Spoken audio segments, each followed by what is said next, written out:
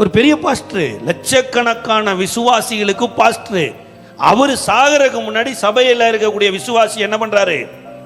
ஆசீர்வதிக்கிறாரு.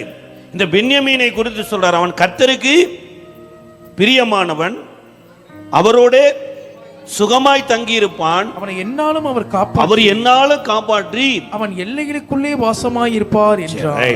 இப்போ இன்னொரு தேவ மனுஷன் சொன்ன ஆசீர்வாதத்தையும் பார்க்கலாம். ஆதியாகமம் 49வது அதிகாரத்தினுடைய 49வது அதிகாரம்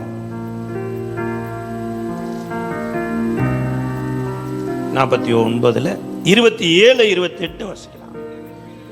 பென்யமீன் பீறுகிற ஓனாய் காலையிலே தன் இரையை பட்சிப்பான், தான் மாலையில் கொள்ளையிட்டதை பங்கிடுவான்.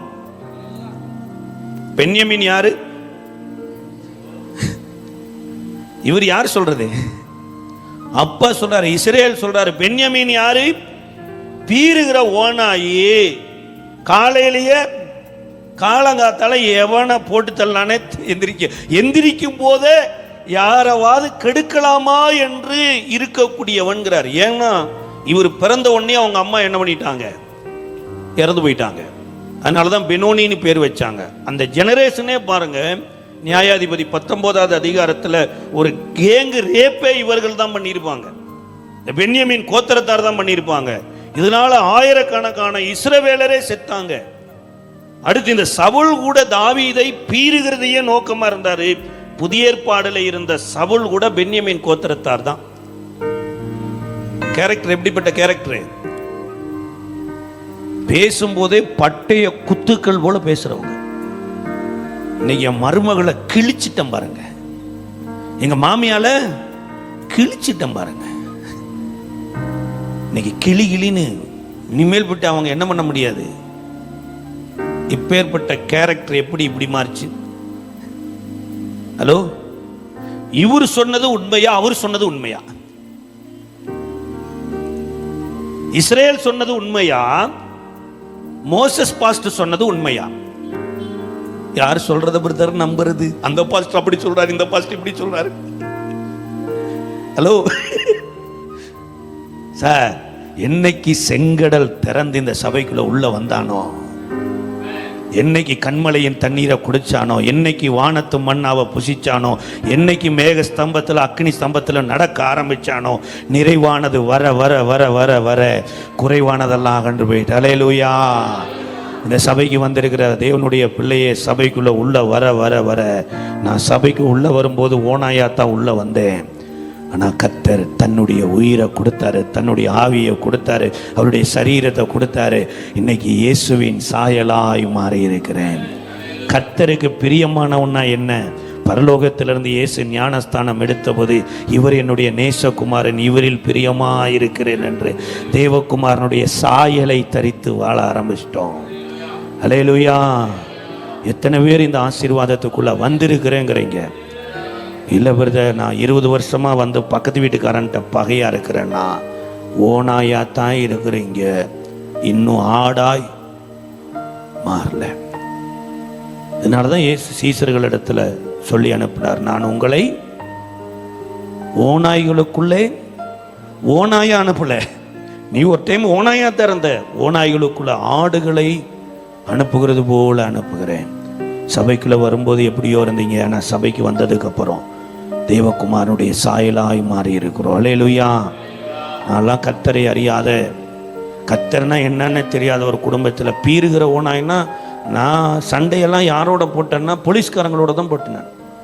அடிதடி அடிச்சுக்கிறது, அதுவும் சண்டைனா வாக்குவாதம் கிடையாது. அவர் அடிக்க நான் அடிக்க, 2 பேரும் ரோட்டில் யாக்கோபு ஈசாக்கு மாதிரி உருண்ட ஆட்கள். ஜெயிலெல்லாம் பிடிச்சி போட்டிருக்காங்க. 5 நாள் ஜெயிலெல்லாம் இருந்திருக்கிறேன். ஒரு நாள் ஒரு கென்னடியை ஃபுல் போதையில் ஒரு பஸ்ஸில் டிக்கெட் எடுக்கல, யாக்கோபு ஈசாக்கு மாதிரி உருண்ட ஆட்கள் ஜெயிலெல்லாம் பிடிச்சி போட்டிருக்காங்க. 5 நாள் ஜெயிலெல்லாம் இருந்திருக்கிறேன்.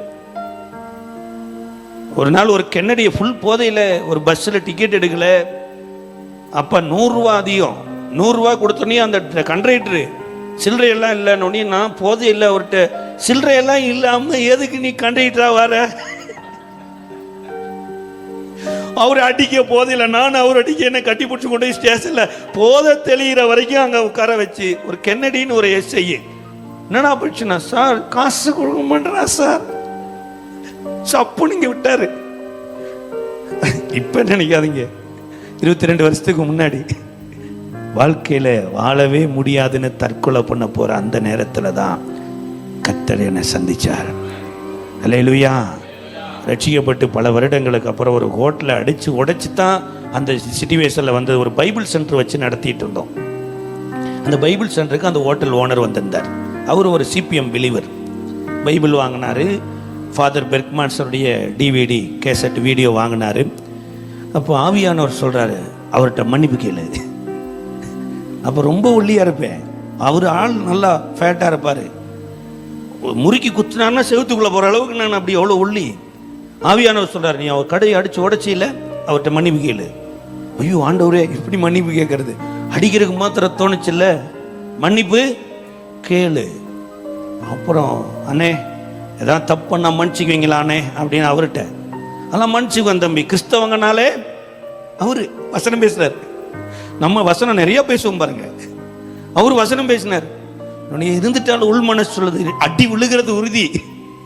அதனால ஒரு தண்ணியை ஜெபம் பண்ணி, ஆண்டவரே இந்த தண்ணி அவருக்குள்ள உள்ள போய் ஏதாவது செய்யட்டுன்னு கொடுத்துட்டு, அண்ணே இந்த மாதிரி ஒரு 3 வருஷத்துக்கு முன்னாடி இந்த இடத்துல ஒரு ஹோட்டல் இருந்துச்சு. ஆமாப்பா, ஒரு 24 பேர் டீமாக வந்து அடிச்சு உடைச்சாங்க, அதுக்கு என்ன பிரச்சனை? இப்போ அந்த உடைச்ச டீம்ல நானும் ஒரு மெம்பர்னே.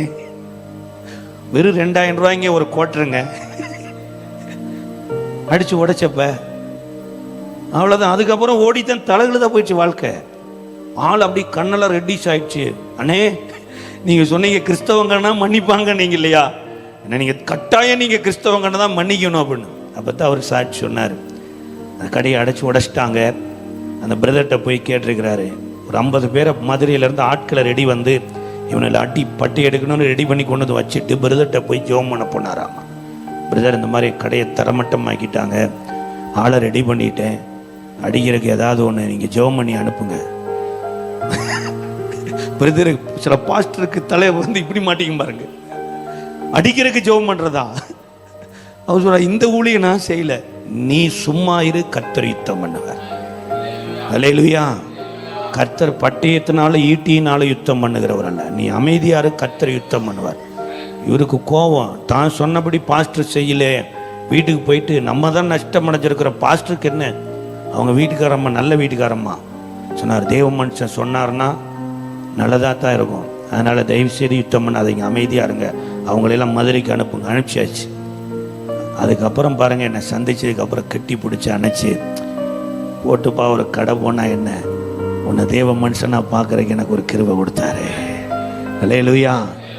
நீங்கள் நம்பினாலும் சரி நம்பாட்டியும் சரி, நான் பீகார்லேருந்து வந்த உடனே 22,000 ரூபா இன்வெர்டரும் அந்த பேட்டரி சும்மா தூக்கி கொடுத்தாரு. உள்ள படிக்கிறான், கரண்ட் அப்பப்போ போகுது, அதனால் நீ இந்த அப்பா வச்சுக்கப்பா அப்படின்னு 22,000 ரூபா பேட்டரி கொடுத்தாரு. என் பாப்பாவுக்கு மனைவி கன்சீவாக இருந்தபோது ஒரு ப்ரேயர் வச்சுருந்தோம். கிட்டத்தட்ட ஒரு 200 பேருக்கு சாப்பாடு ஃப்ரீ. ஆமே.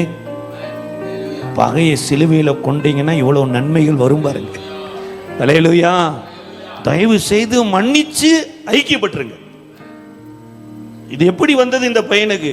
பீறுகிற ஓனாயா இருந்தவன் இன்றைக்கு எதுவா மாறிட்டான்? தேவாட்டு குட்டியா மாறிட்டான்.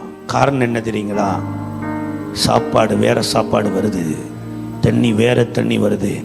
அதை சாப்பிட்டு சாப்பிட்டு சாப்பிட்டு சாப்பிட்டு முதல்லலாம் யார் அடிக்கலாமா அப்படின்னு தேடிட்டு இருந்தது, இன்னைக்கு யாராவது காப்பாற்றலாங்கிற ஒரு இருதயத்தை கர்த்தர் கொடுத்துட்டார். ஆமே. இதுதாங்க ஒரு தகப்பனுடைய ஆசீர்வாதம், ஒரு மீட்பரின் ஆசீர்வாதம். இந்த காலை வேளையில் கர்த்தர் உங்களோடு கூட இடைபெற்றிருப்பாருன்னா, ஆண்டவரே நீர் பகையை சிலுவையில் கொண்டீர், அந்த சிலுவையில் என் பகையும் சேர்த்தே கொண்டு இருக்கிறீர். ஆனால் நான் சில பேர் மேலே பகையாக இருக்கிறேன், அதை நான் சிலுவையில் வைத்துட்டு நான் நேசிக்கிற ஒரு அன்பான பிள்ளையாய் மாறணும், எனக்கு உதவி செய்யன்னு கேளுங்க. வேதம் சொல்லுகிறது, உங்களை என்னையும் பூமியில் வாழுகிற காலமெல்லாம் ஆசீர்வாதமாக வச்சது மாத்திரமல்ல, வரும் தலைமுறைக்கும் தேவன் ஆசீர்வாதமாய் வைத்தார். எப்பயோ சாக வேண்டி வருங்க இந்த ஈசாக்கு. கண் மயக்கமாக கண்ணு தெரியாமல் போச்சு. ஆனால் பாருங்க, இந்த மீட்கப்பட்ட ஆட்டுக்குட்டியினால் 22 வருடம் எக்ஸ்டன் ஆகி ஆடு மாடு கழுத பேர பிள்ளைகளோடு வந்து பார்த்துட்டு ஏசாவும் யாக்கோபு சேர்ந்து தான் அடக்கம் பண்ணாங்க. ஆமே. நீங்கள் உங்கள் சரீரம் ஆட்டுக்குட்டியானவரால் மீட்கப்பட்டிருக்குமானா உங்களுடைய மரணத்தை தேவன் குறித்த காலம் வரைக்கும் எதுவும் எடுக்க முடியாது. வியாதி எடுக்க முடியாது, துன்மார்க்கன் எடுக்க முடியாது, தெருவில் இருக்கவங்க எடுக்க முடியாது. தேவன் குறித்த காலம் வரைக்கும் இந்த பூமியில் நீங்களும் நானும் வாழ கர்த்தர் உதவி செய்வார். இருக்கிற இடத்துல கண்களை மூடி, ஆண்டவரே நீர் என்னை ஆசீர்வதித்திருக்கிறீரப்பா. எந்தன் தேவனால் நிச்சயம் நான் ஆசீர்வாதம் பெற்று கொள்ளுவே. உந்தன் வசனோம் கை கொள்ளுவே. நான் உந்தன் வழிகளில் நான் நடந்திடுவே.